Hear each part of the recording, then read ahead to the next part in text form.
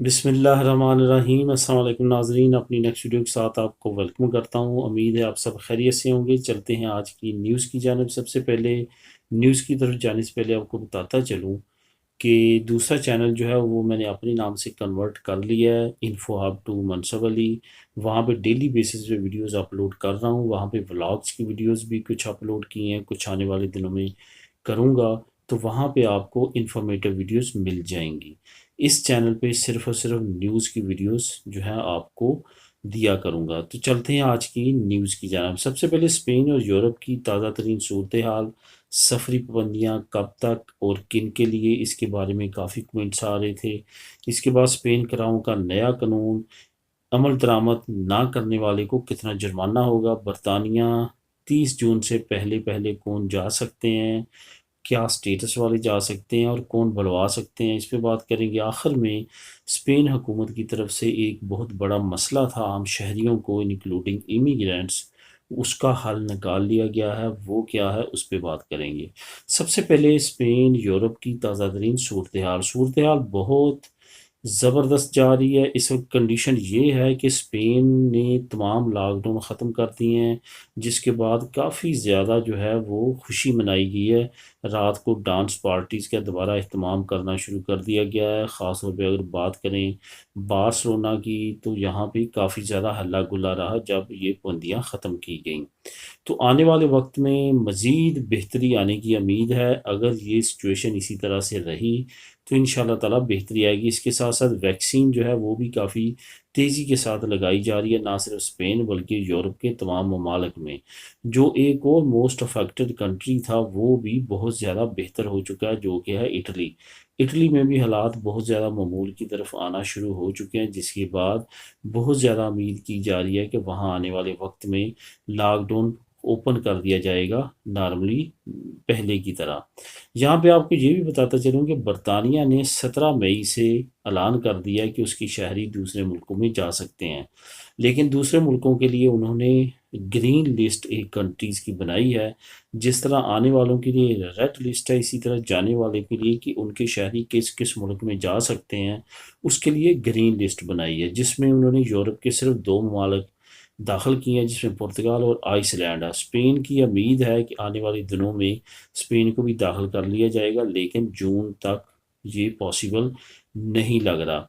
यही वजह है कि आने वाले दिनों में मज़ीद जो है वो पेशरफ्त हो सकती है, रेड लिस्ट में भी और ग्रीन लिस्ट में भी। इधर स्पेन में भी यही कुछ सिचुएशन है कि आने वाले वक्त में डे बाई डे चीज़ें जो है वो चेंज होती जा रही हैं। अब सफरी पाबंदी की बात करते हैं। काफ़ी दोस्तों की तरफ से पूछा जाता है कि सफरी पाबंदियाँ जो है स्पेन ख़ास तौर पे आने के लिए या जाने के लिए, यूरोप के बाकी ममालिक हैं, कब तक हैं और किन के लिए। ये 31 मई 2021 इस महीने के आखिर तक ये पाबंदियाँ लगाई गई हैं। किन के लिए हैं? जिनके पास वीज़ाज़ हैं, जिनके पास रेजिडेंट कार्ड हैं या नेशनैलिटी है, उन पर ये पाबंदियाँ नहीं हैं।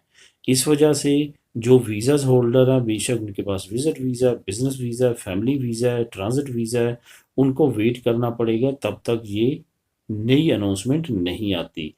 अब तक जो है वो 31 मई अनाउंस किया गया है। उम्मीद यही ज़ाहिर की जा रही है कि 31 मई के बाद एक्सटेंड नहीं किया जाएगा, लेकिन तमाम चीज़ें डिपेंड कर रही हैं कोरोना के इफ़ेक्ट्स पे और कोरोना की पेशरफ्त पे। अगर ये यहीं पे रुक जाता है, हालात मामूल पे आना शुरू हो जाते हैं, तो लाजमी तौर पे ये एंडिंग डेट होगी और हुकूमत इससे पहले भी ये अनाउंस कर सकती है कि हालात नॉर्मल होने शुरू हो चुके हैं, दूसरे मालिक से लोग आ सकते हैं। लेकिन ये याद रहे कि सेंट्रल एशिया जहाँ पे हमारे ममालिक हैं, वहाँ पे हालात साजगार नहीं हैं।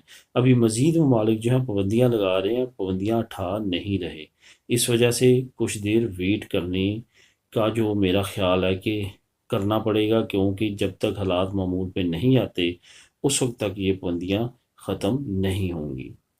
अब बात करते हैं स्पेन करारों का नया कानून। स्पेन ने एक करारों का नया कानून आज से 6 महीने पहले पास किया था पार्लियामेंट में, तो उसको इम्प्लीमेंट करने जा रही है। इस पे क्या होगा कि जो भी इस कानून पे अमल नहीं होगा उसको अच्छा खासा जुर्माना होगा। 20% तक जो है वो बर्दाश्त किया जाएगा।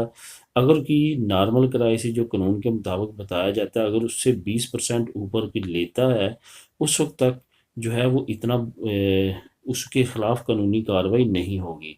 लेकिन अगर वो 20% से ज़्यादा किराया लेता है तो उस पे 9,000 जुर्माना हो सकता है। 9,000 यूरो जुर्माना जो है वो उसको पे करना पड़ेगा। इस वजह से अगर कोई नया आप कॉन्ट्रैक्ट करते हैं या करवाते हैं, अगर आप घर के मालिक हैं, तो इस चीज़ को याद रखें कि जो नया किराए का कानून है उसके मुताबिक चलें, वरना आपको मुस्तकबिल में परेशानी का सामना हो सकता है। और जो लोग घर किराए पे लेना चाहते हैं वो पहले अच्छी तरह से तमाम कवानीन को देखें, उसके बाद अपना कॉन्ट्रैक्ट साइन करें, क्योंकि अब ज़्यादा किराए देने की ज़रूरत नहीं है। अब बाई लॉ एक किराए मुकर्रर किए गए हैं, उसके मुताबिक आपने पर मीटर के हिसाब से वो किराए पे करने हैं।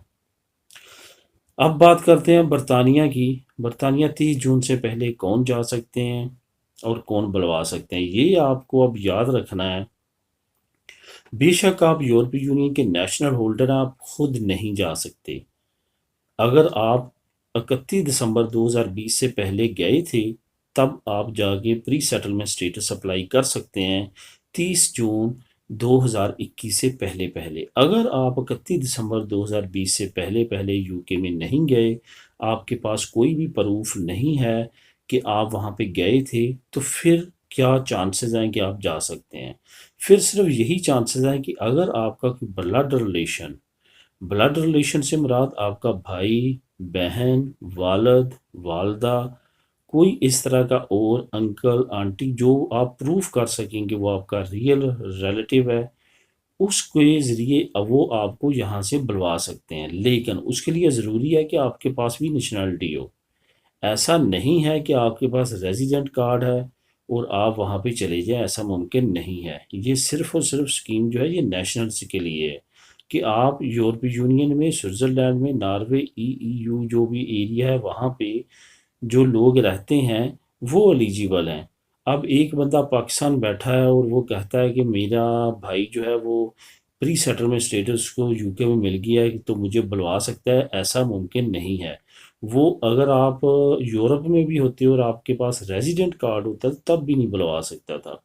इसके लिए ज़रूरी है कि आप नेशनैलिटी होल्डर हो, आपके पास यहाँ की नेशनैलिटी हो, तो आप 30 जून 2021 से पहले पहले जाके अपने भाई के ज़रिए, जिनको प्री सेटलमेंट स्टेटस मिल चुका है, वो आपको अप्लाई करेंगे और उसके ज़रिए आप वहाँ पे एलिजिबल हो सकते हैं। अदरवाइज़ कोई चांस नहीं है। वो जो टाइम था वो गुजर गया, ब्रेक्सिट हो चुका है, बरतानिया अलहदा हो चुका है यूरोपीय यूनियन से। आखिर में बात करते हैं एक अच्छी खबर की। स्पेन की हुकूमत की तरफ से एक अच्छी अनाउंसमेंट, एक अच्छी एक्टिविटी सामने आई है। जैसा कि आप भी जानते हैं कि कोई भी अब चीज़ हमने पदीर करनी हो, अयूदा पदीर करनी हो, एरते करनी हो, पारो करनी हो, सब्सिडियो करनी हो, कोई भी चीज़ आपने करनी हो तो हमें उसके लिए सीता लेना पड़ता है सेपे का। सेपे के सीते का सबसे बड़ा मसला है कि एक तो हर कोई निकाल नहीं सकता, दूसरी बात यह है कि इतना आसान निकलता नहीं है। इसके हल के लिए हुकूमत ने एक अच्छा इक़दाम ये किया है कि उन्होंने टेलीफ़ोन नंबर लॉन्च कर दिए हैं जो कि 24 घंटे अवेलेबल होंगे, यानी कि 24 घंटे की तुलनों पे लोग वहाँ पे बैठे होंगे जो आपके टेलीफ़ोन रिसीव करेंगे और आपको सीता देंगे। ये बिलाशुबा एक अच्छी एक्टिविटी है, ख़ास तौर पे उन लोगों के लिए जो टेक्नोलॉजी से ज़्यादा वाकिफ़ नहीं हैं और वो इंटरनेट वगैरह जानना इतना नहीं जानते, तो उनके लिए ये अच्छी एक्टिविटी है कि आप टेलीफ़ोन नंबर करेंगे, इन टेलीफ़ोन नंबर्स पे टेलीफ़ोन करेंगे तो वहाँ पे आप अपने लिए सीता ले सकेंगे। इसका ये है कि आपको मैं लिंक दे दूँगा नीचे इस वीडियो की डिस्क्रिप्शन में, आपने उसको क्लिक करना है। वहाँ पे डिफरेंट जो टेलीफ़ोन नंबर्स हैं उन पे आपने टेलीफ़ोन करना है जब आपको सीते की ज़रूरत हो। जब आपने टेलीफ़ोन करना है तो वहाँ पे आपने अपना एरिया बताना है, वहाँ पे अपना पोस्टल कोड आपने पास रखना है, अपना नी अपने पास रखना है। कुछ इस तरह के आपसे सवाल जवाब वो पूछ सकते हैं कि वेरिफ़िकेशन करने के लिए, वो बताने के बाद वो आपको आपके एरिये के सेपे का जो है वो सीता निकाल के दे देंगे। अगर आपके पास ईमेल एड्रेस आपका होगा तो आप ईमेल पे सेंड कर देंगे, अदरवाइज़ आपके मैसेज के ज़रिए, या आपको उसी वक्त कहेंगे कि आप लिख लें। तो इस तरह से आपका मसला हल हो जाएगा, क्योंकि सेपे, या जिसे पहले इनम का ऑफिस बोलते थे, ये ऑफिस में सबसे ज़्यादा काम पड़ता है जब आप बेरोज़गार होते हैं या कोई भी मौजूदा इंग्लिश और मिनिमम विताल कोई भी आपने अब अप्लाई करनी है नेक्स्ट, तो उसके लिए आपको इसकी ज़रूरत पड़ेगी। तो इसका लिंक अवेलेबल होगा डिस्क्रिप्शन में। मिलेंगे नेक्स्ट वीडियो में नई न्यूज़ अपडेट के साथ। अल्लाह हाफिज़।